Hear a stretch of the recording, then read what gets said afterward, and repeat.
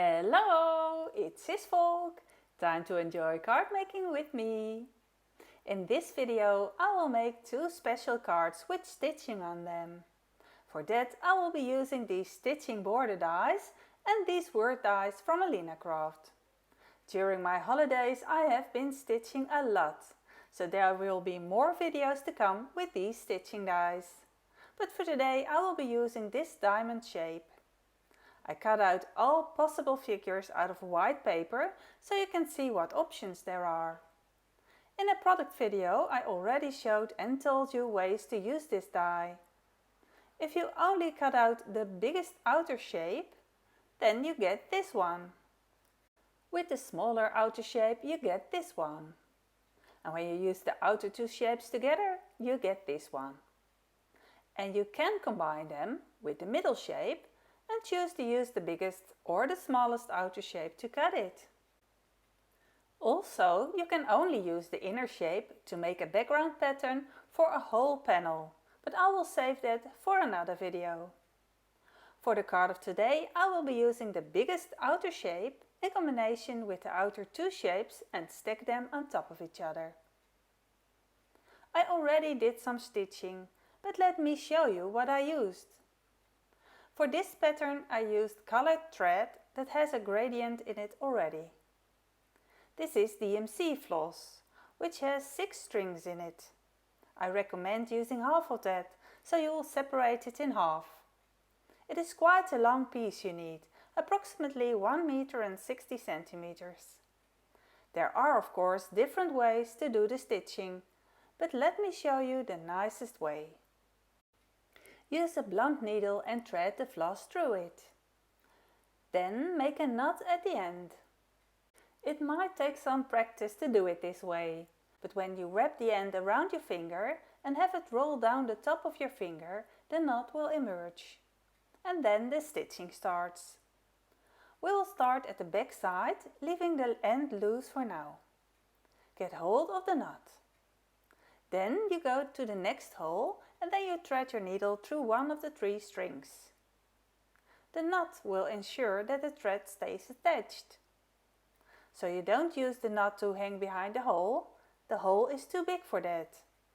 With a single thread this won't work, since you are putting the needle through the loose threads.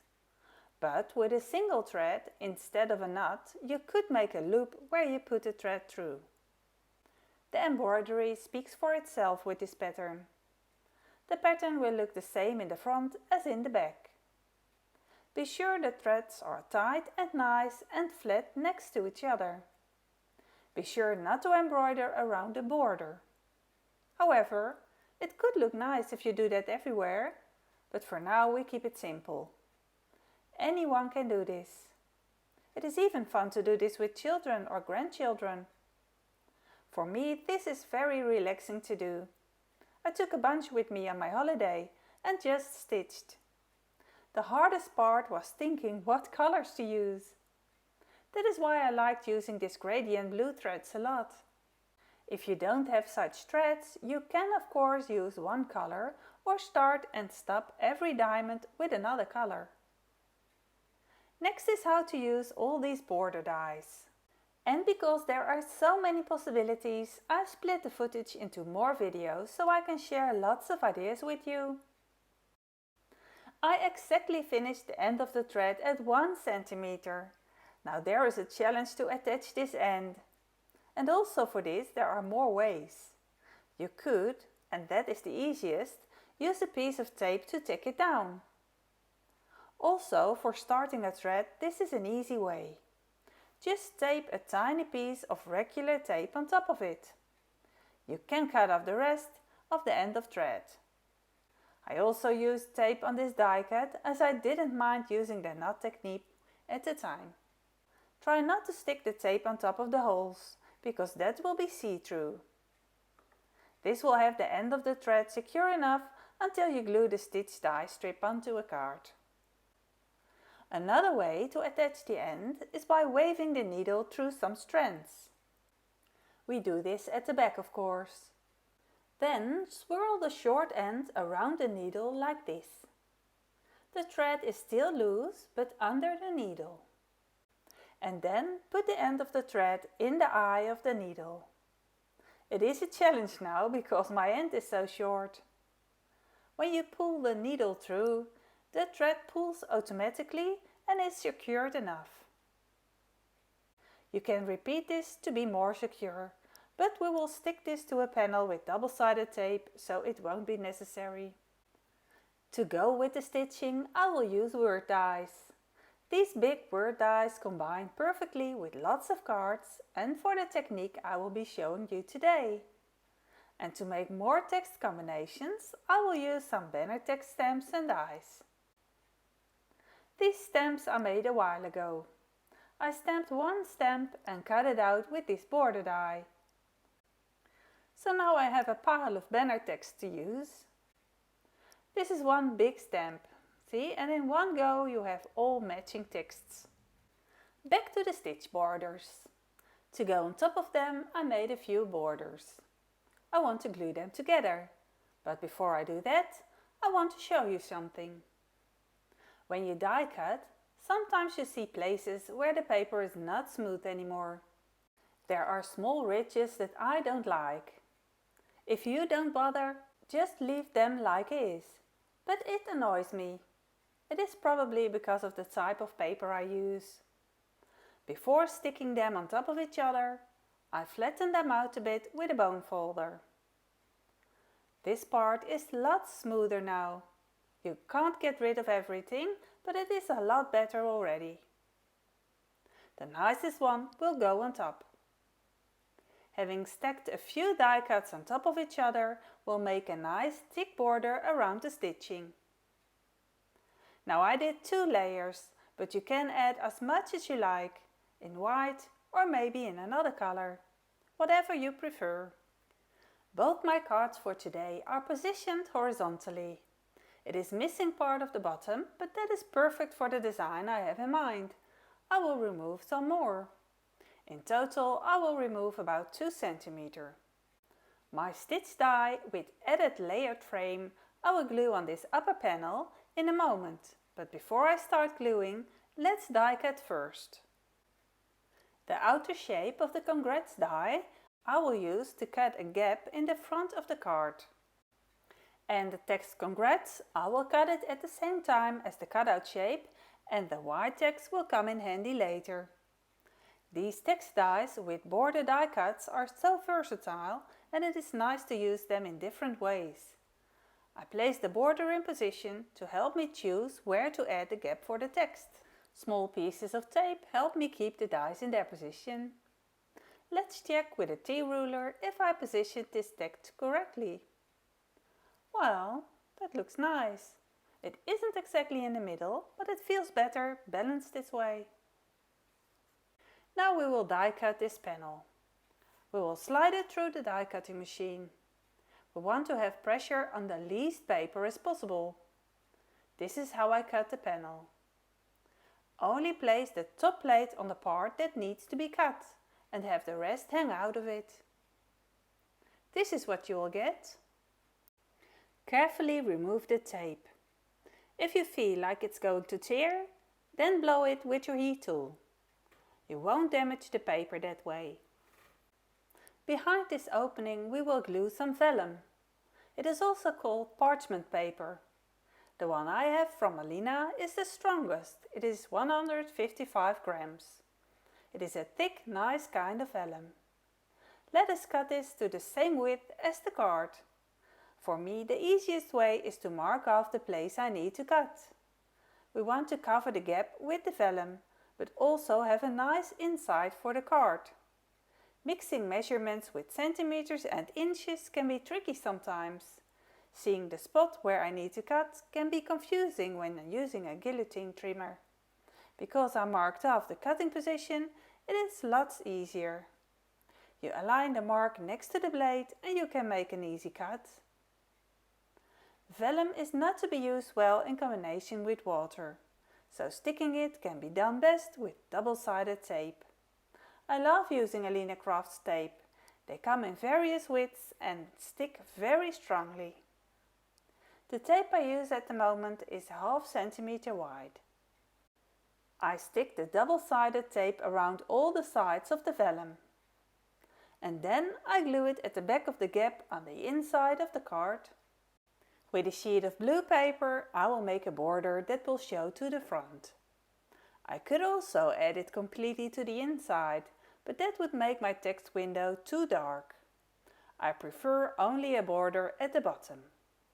Again, let's make some marks to make the cutting a bit easier. Also, I glue this border on the inside of the card with double-sided tape.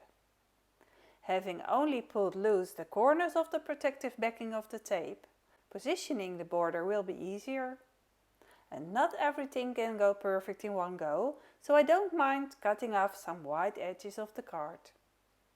The text "Congrats" we will die cut out of the same blue paper.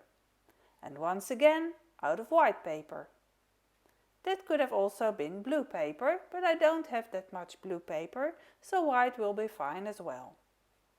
With glue, I stack these layers on top of each other. I like these word dies a lot. The font has nice rounded shapes that I like. And the texts are very easy to cut and to glue together. Also, the texts are suitable for loads of occasions, so these I will be using a lot. Now you can skip the layering if you don't like it, but I like the dimension and it makes the card sturdy and nice. Now I regret cutting the lowest layer on paper that had double-sided tape on the back. And because I don't want to use glue on the vellum, I use this roll of tape glue. Something I rarely use because they mostly don't work for me. It makes the back sticky anyway. The parts of glue that are sticking out next to the paper, I try to remove. I hope you remember to use a die cut element with double-sided tape on the back. That would make life lots easier. The text "Congrats" must go in the middle. And now we can do that by eyeballing, but to be sure it is perfect in place, we can use the leftover piece that we die cut in the beginning, when cutting out the opening in the card. Just place the negative space in the opening. Then glue the word inside, and when that is stuck, just remove the negative space. And now it is exactly in the middle. It can be tricky to get it out. Using a sharp needle might help picking it up. The text looks like it is floating in the card. Now it's time to pimp it with the stitch banner. Again, I use double-sided tape. It sticks well to the threads as well as to the paper. Now you see me adding tape to both sides of the diamond shapes. Now take care not to stick the lower part to the blue background. First stick the top part to the white paper. Then flip it over. You can see half of the diamond shapes are leaning over the edge. Now onto this I will glue a same shaped diamond die cut. This is the biggest shape die. It is not necessary, but adding it will nicely finish the inside of the card as well. I use liquid glue to glue all corners together. I leave it like this, but I could add a white or blue text in the middle on the back as well. This edge has a small extra gap. Let's measure the width of it. The size of the banner is exactly 14.5 cm. That is 5 3/4 inch. I will trim the small piece off. No one will notice that. Now I want to pimp this card a little bit. Let's see what sequins fits good on this card. I have these sequins which are beautiful, round, shiny and glittery. I like them a lot. They can be used as embellishments or as elements in a shaker card. When I'm not sure which sequins or gems to use, I just sprinkle some on top and see if it matches. With this card I got a snowy winter feeling. With a different text it might be a good idea to use the glitter sequins, but for now I will be using others. These are pearlescent transparent acrylic gems. They get me the feeling I need for this card. Luxurious it is. Now we will add an extra text. I am happy for you is stamped with a large stamp and cut out with a banner die. The gems I glue with glossy accents. And now I'm working with the glossy accents anyway, I decide to add the glossy accents to the text as well. Nice and shiny it will be. Gorgeous! I glue a new blue text strip underneath the congrats text using a foam strip. I have a pile of these texts, in black and in white. But always happens that you need another color or several of the same text when they just run out. I chose to make a new one with this blue embossing powder from ALINACRAFT. It is a gorgeous color that I used on a stamp with Versamark ink. I chose for this place of the sentiment because in the middle it would cover the G and now it balances the capital C from the other side. The inside of the card is nicely finished. You can clearly see the translucent vellum. The glossy accents have dried up by now and the stitch border die looks so beautiful with the die cut border around it and the blue strip on the inside of the card. I'm really happy with it. It only needs a matching envelope. For that I simply die cut the middle stitching die out of a banner strip that fits on the envelope. Actually, I could make two. One to go on the flap of the card and another one on the front. On the envelope you can see you don't need stitching. The pattern is nice as it is. Later for the second card I think of a way to pimp it up, so keep watching, there will be more ideas for you. A luxury card with nice shimmer on the gems and the text. I like it that the border is spiky. You see it better because of the nice blue border at the inside of the card. The inside is nicely finished and the front is see-through because of the vellum. It is firm enough to stand upright. My second card will be 14.8 cm wide. On top of that will go a thin blue paper strip that has to have the same width as the card. And the height of the strip must be half of the height as a row of diamonds from the stitch border die. To be safe, I cut a piece that has the same height as the diamond border die. I use double-sided tape and press the tape firmly to the threads. I want to glue it so that half of the diamond hangs over the border of the blue paper. Also, the patterns of the stitching are both facing the same way. Having the patterns face upright or downwards give different effects. Because I make a normal C6 card, I have a too big blue border.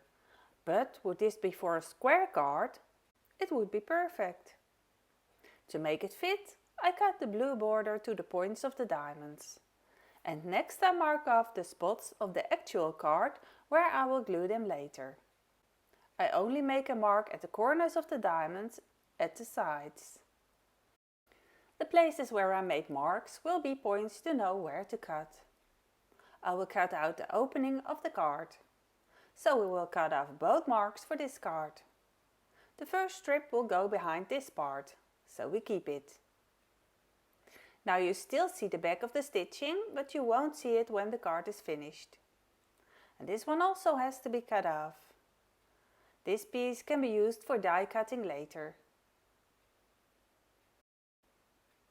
This piece will be the base of the card.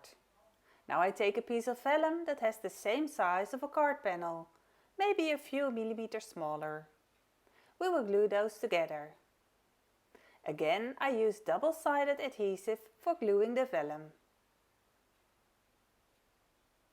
The tape goes on the short strip on the inside of the card. Now we have a card with a vellum front. One of the stitch borders we now glue at the top. But because we want to cover the stitching on the back, we also take a white diamond die cut shape and glue that to the back of the stitch border first. I use tape and glue to have it well attached together. And only then I glue the strip onto the card. And only use glue on the white paper, not on the vellum. Because the vellum is see-through, we want to keep it nice. Here I do the tape trick again. You might have seen me do that more often. Don't pull away the backing immediately. Keep a piece attached to have some wiggle room left.